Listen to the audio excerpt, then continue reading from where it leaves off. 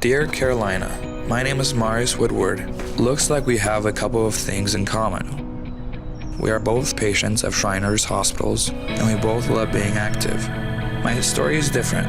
I'm a burn survivor. This place is far from Nuestros, Romania, where I was born. It's been a long road and it hasn't always been easy.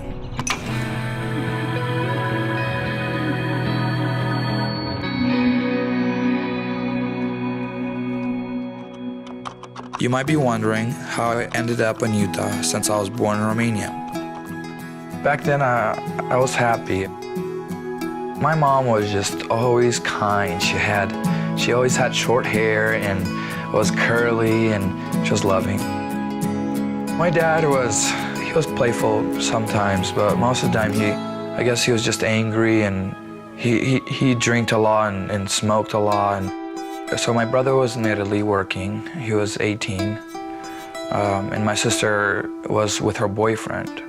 My dad was mad that night because my sister took some money from my dad. He was mad and yelling, and he said, I locked all the doors, and he found a gas can, and the stove was still hot, so it was making me nervous. My mom was crying, and I tried to get up and jump to my mom's bed, and it was a little bit of gap between. So my dad saw that, and so he took the gas can, it was open, so he put it on the stove and kind of threw some right in the middle between the beds. Immediately the flames just came up. I just wanted to survive. I wanted a mirror. I wanted a mirror to see what I looked like, and I just sat there and just looked, and it was sad.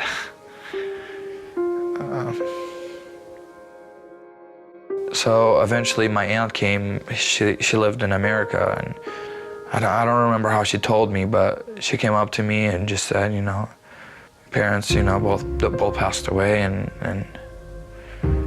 that time was really hard, because I was going through so much pain. And then, a couple weeks later, Jessica and Ashley came, and they they made everything better. So in Romania, we worked at an orphanage, and the hospital was actually on the other side of town. And we would walk to the hospital and work with kids that didn't have parents there with them. Some nurses came up to us and they said, there's a little boy here who his parents actually died in a fire, and it's his birthday today. But that was the first time we were able to see Marius. That's really what got the conversation started between me and Jessica about bringing him here, was after that birthday party on the walk home. Ashley had been in Romania for probably about 3 weeks. We'd been in close contact, just,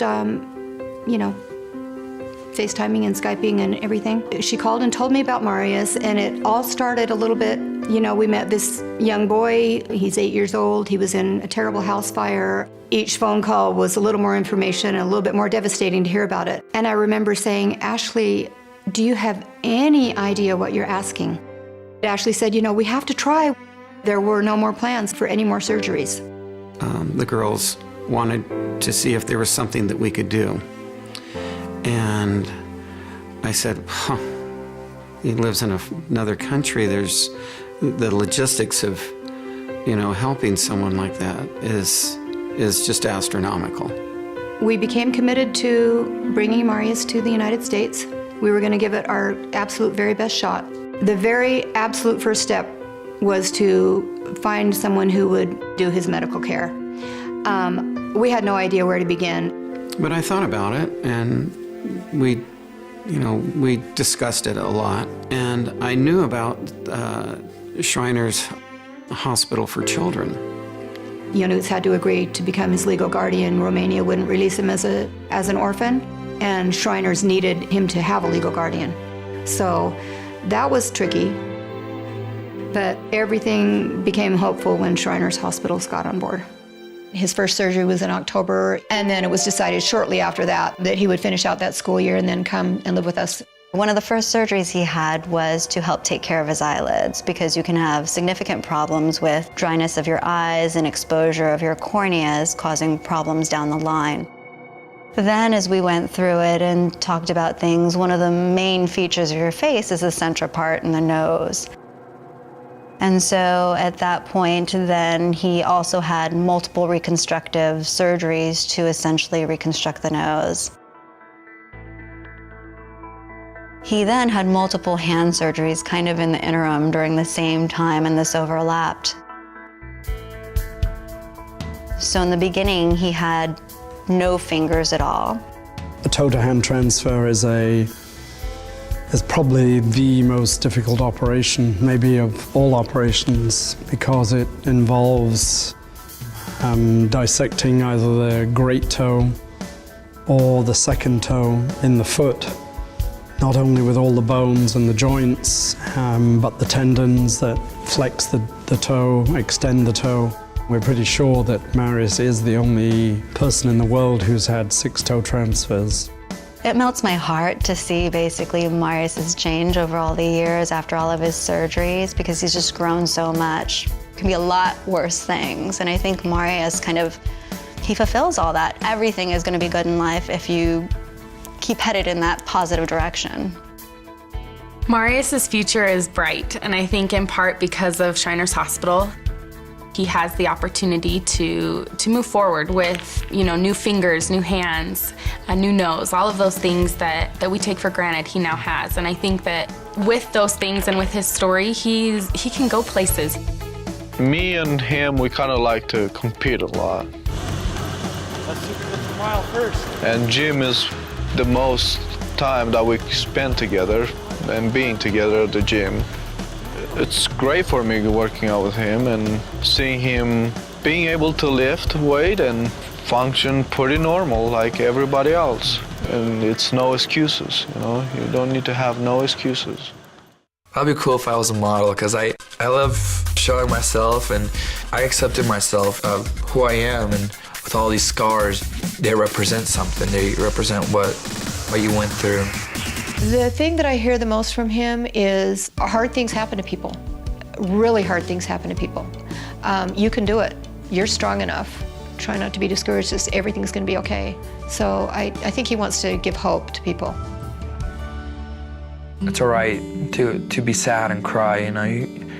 It's good to have the sad moments, but you just need to push yourself and stop looking, as yourself as a different person and just as a new person. This happened, for your reason.